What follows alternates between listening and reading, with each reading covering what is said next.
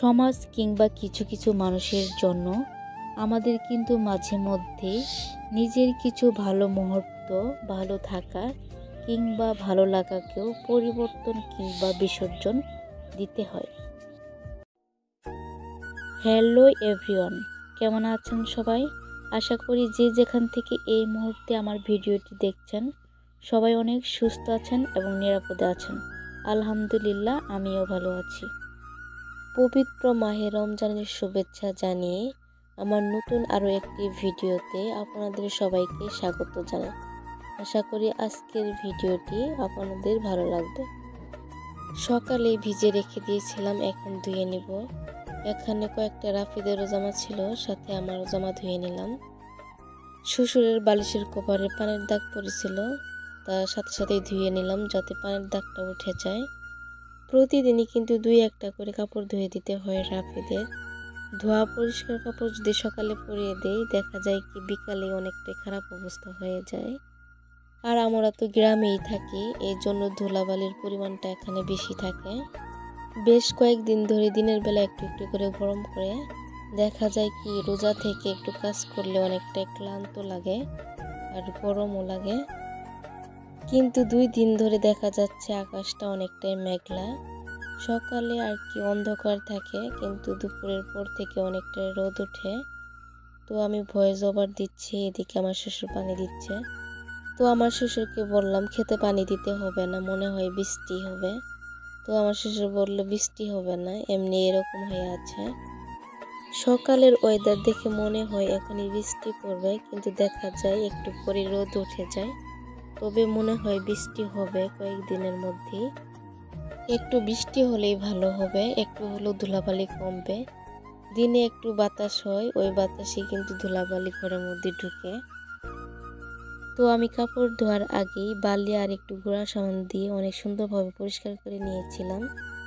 কি আর বলবো, এতটাই নোংরা হয়ে গেছিল যে আমি স্লিপ কেটে পরেই যাচ্ছিলাম। তো ভিডিও দেখতে দেখতে যদি এ পর্যন্ত চলে আসেন, প্লিজ একটি লাইক দিয়ে ভিডিওটি কন্টিনিউ করবেন। আর যদি আপনি নতুন হয়ে থাকেন, আমার ভিডিওর কোথাও কোনো অংশ আপনাদের কাছে একটু হলেও যদি ভালো লাগে, তাহলে কিন্তু অবশ্যই চ্যানেলটি সাবস্ক্রাইব করে পাশেই থেকে যাবেন। 2 মুরগিকে অনেকগুলো ডিম দিয়ে বসিয়ে দিয়েছিলাম, মাশাআল্লাহ সবগুলো ডিম থেকে বাচ্চা বের হয়েছে। একটার প্রায় সবগুলো ডিম ফুটে গেছে, আর একটা 2-1টা ডিম আছে। তো 2-1 দিনের মধ্যে ফুটে যাবে মনে হয়। সম্পূর্ণ ভিডিও দেখার অনুরোধ রইল, একটু ধৈর্য সহকারে সম্পূর্ণ ভিডিওটা দেখে নেবেন। হয়তো দেখতে দেখতে আপনার থেকে ভালো লেগেও যেতে পারে। আমার শ্বশুর সকাল সকাল অনেকগুলো মূলা শাক তুলে নিয়ে এসেছিল ক্ষেত থেকে, আর সাথে সাথে আমি বেছে নিয়েছিলাম, কারণ টাটকা শাক বাছতে অনেকটাই ভালো লাগে, এর জন্য সকালে বেছে নিয়েছিলাম। পবিত্র রমজান মাস বরকতের মাস, রহমতের মাস। এই মাসে যতটাই ইবাদত বন্দেগী করা যায় ততটাই ভালো। তো আমরা গৃহিণীরা এখন কিন্তু অনেকটা হাতে সময় থাকে, যেহেতু সকালে রান্না করতে হয় না, দুপুরে রান্না করতে হয় না। রাফিদের আব্বু ছুটিতে আসার সময় এই গাড়িগুলো কিনে নিয়ে আসছিল। তো গাড়ি দেখে অনেকটাই খুশি হয়েছিল রাফিদ। যে কোনো খেলার মধ্যে থেকে ও কিন্তু গাড়ির খেলাটাই বেশি পছন্দ করে থাকে। তো গাড়ি দেখে অনেকটাই খুশি হয়েছিল। তো আজ সকালের কাজ অতটা শেয়ার করলাম না, একদম চলে আসলাম জোহরের নামাজ পড়ে। তো আমাকে কিন্তু 3টার মধ্যেই চুলা পাড়ে আসতে হয়, যেহেতু আমি চুলায় রান্না করি, মাটির চুলায়। মাটির চুলায় রান্না করতে একটু দেরি হয়, এর জন্য একটু সকাল সকাল আসার চেষ্টা করি, যাতে ইফতারের আগে রান্না শেষ হয়ে যায়। সকালে ওইভাবে অতটা কাজ থাকে না, এর জন্য বিকালে রান্না করার জন্য সকাল থেকে একটু একটু করে গুছিয়ে নিই, যাতে বিকালে রান্না করতে অতটা সমস্যা না হয়। অভাবের সংসারে যতটাই ছাড় দেওয়া যায় ততটাই নিজেকে ভালো রাখা যায়। তা কিভাবে ভালো রাখা যায় নিজেকে, সে কথাই আজ বলবো আপনাদের সাথে। আমি আমার ব্যক্তিগত জীবন থেকে উপলব্ধি করতে পেরেছি যতটাই ছাড় দেওয়া যায় ততটাই কিন্তু নিজেকে ভালো রাখা যায়।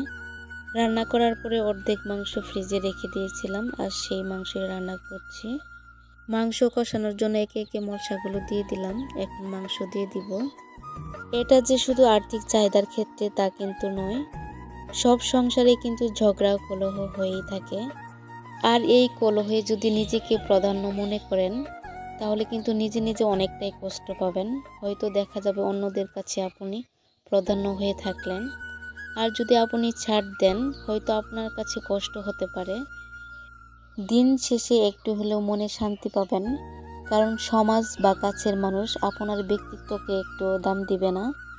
জোর করে ব্যক্তিত্ব নেয়ার চেয়ে তাদের চোখে ছোট হয়ে থাকাই ভালো।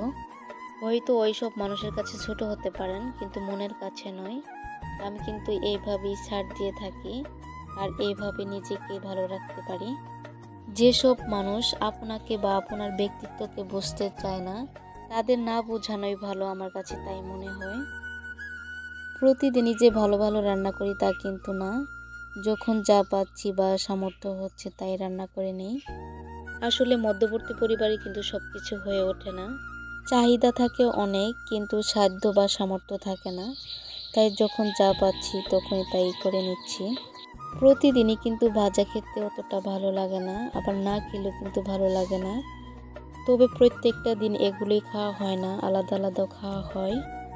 তো কথা বলতে বলতে অনেক কাজই করে নিলাম, আর অনেক কথাই শেয়ার করলাম। যদি আমার কথার মধ্যে ভুল ত্রুটি থেকে থাকে প্লিজ ক্ষমা সুন্দর দৃষ্টিতে দেখবেন। মাগরিব আজানের অনেকটা আগে আমার রান্না শেষ হয়েছিল আজ। তো সকালে রান্না করতে হয় না, এর জন্য বিকালে রান্না করার এনার্জিটা একটু বেশি থাকে। এই রমজান মাস ছাড়া বাকি অন্য মাসগুলোতে দেখা যায় কি সকালে রান্না শেষ করতে করতেই দুপুরে রান্না করতে হয়। তো আমাদের মতো গৃহিণীদের অনেকটা সময় কিন্তু কাটিয়ে দিতে হয় রান্নাঘরে। সিম আলু ভাজি শেষ হলে ভাত বসিয়ে দিব। আমার শ্বশুর কিন্তু প্রতিদিনই ভাত খায় তারাবি নামাজ পড়ে। যদি একা থাকতাম এত রান্না বান্না করতে হতো না আমাকে। যখন ভালো লাগতো তখন রান্না করতাম, আর যখন ভালো লাগতো না তখন রান্না করতাম না, এরকম কিন্তু মনে হয় মাঝে মধ্যে। তো শ্বশুর শাশুড়ির জন্য প্রতিদিনই কিন্তু ভালো মন্দ রান্না করতে হয় আমাকে। ছোটবেলায় দেখা যেত রোজার দিনে রোজাই থাকতাম, অতটা নামাজ পড়তাম না। তখন আমার মা বলতো নামাজ না পড়লে রোজা হবে না। দেখা দেখি রোজা থাকতাম, অতটা হয়তো নামাজ পড়তাম না। তখন আমার মা বলতো এখনই নামাজ রোজা পড়ো, বিয়ের পর অতটা সময় পাবে না। তো আমার মা কিন্তু ঠিকই বলেছেন, বিয়ের আগে কিন্তু অনেকটাই সময় হাতে থাকে, বিয়ের পরে অতটা সময় হয়ে ওঠে না, অনেকটাই ব্যস্ততায় সময় কাটাতে হয়। তারপরেও চেষ্টা করি, জানি না কতটুকু কবুল হবে। সবার রমজান কাটুক অনেক সুন্দরভাবে। পুরাতন আপুদের ভালোবাসা আর নতুন আপুদের শুভেচ্ছা জানিয়ে আজকের ভিডিওটি এখানেই শেষ করছি।